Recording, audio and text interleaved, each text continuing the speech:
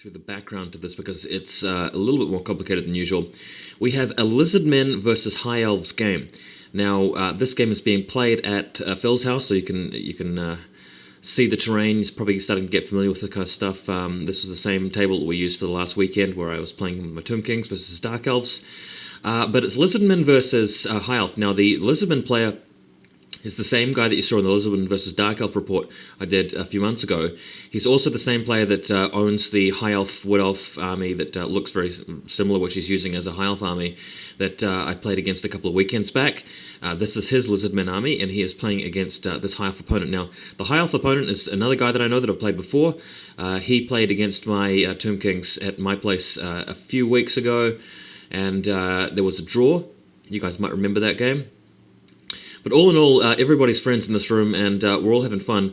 Next piece of background about this particular game is it is a game in a league that is going on in our gaming club called Cheesecon, which basically is like a tournament-style league thing where you enter with the cheesiest army you can without using special characters, but the most hard and pimped out list you can possibly imagine, and there's a tournament going on for that. Now, I didn't enter that tournament because I don't think the Tomb Kings are really in that sort of league at certain points values, and I didn't really have the models I wanted to use, so I bowed out of that tournament. But these guys are in, so that's why you're seeing a list here with no fewer than 3 Stegodons.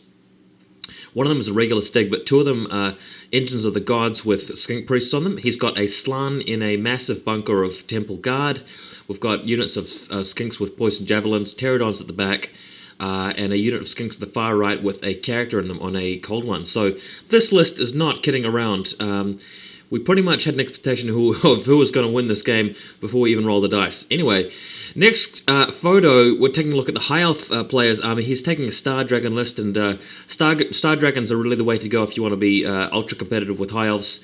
The best High Elf lists have the Star Dragon in it.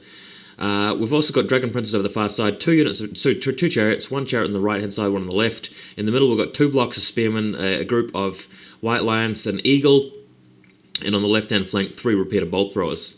He has taken Law of Life so that he can potentially heal his dragon and ward off shots from all the javelins, and the Lizardman player has taken Law of Death.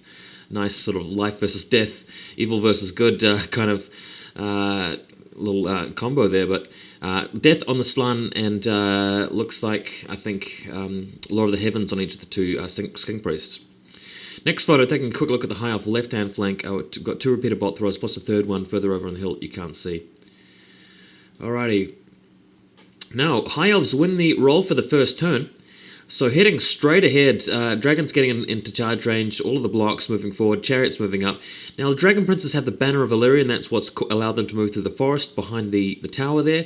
The Eagles moved up in front of the forest over the side. And yeah, Dragon Princes really redirecting, not happy with the deployment, and I think that it's an interesting position for them to be in. They can't charge through their own units, obviously, but now they sort of refuse the right-hand flank. Bit iffy about that particular move, but my friend here, the High Elf player, has decided to do it. So we'll see how that turns out. All the shooting goes off in the shooting phase, and repeater bolt throws all at the stegs.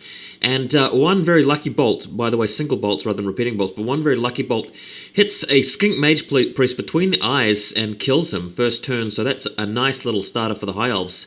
So less dispel dice, less magic in general for the Lizardmen, but they've still got heaps.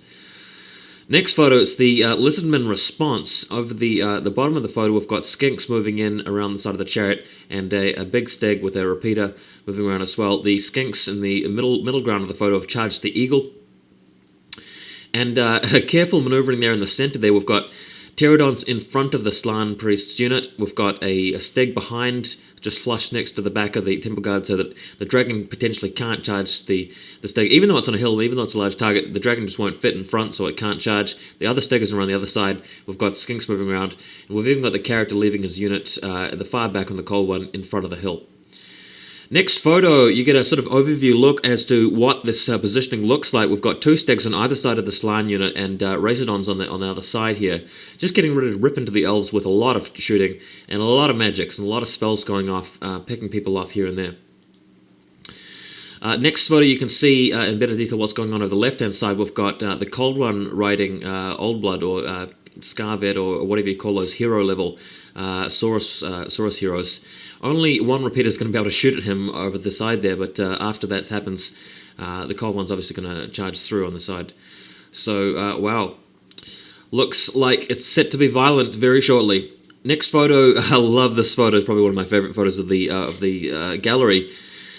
Star Dragon just staring down the Slann Mage Priest in the center there. Slann Mage Priest in his magic phase blows him away with magic, gets the Soul Stealer on him, and he's taken, I think, a wound. Dragon's taken a wound, but everything else ineffectual, and the High Elf Lord is ready to do whatever he wants here.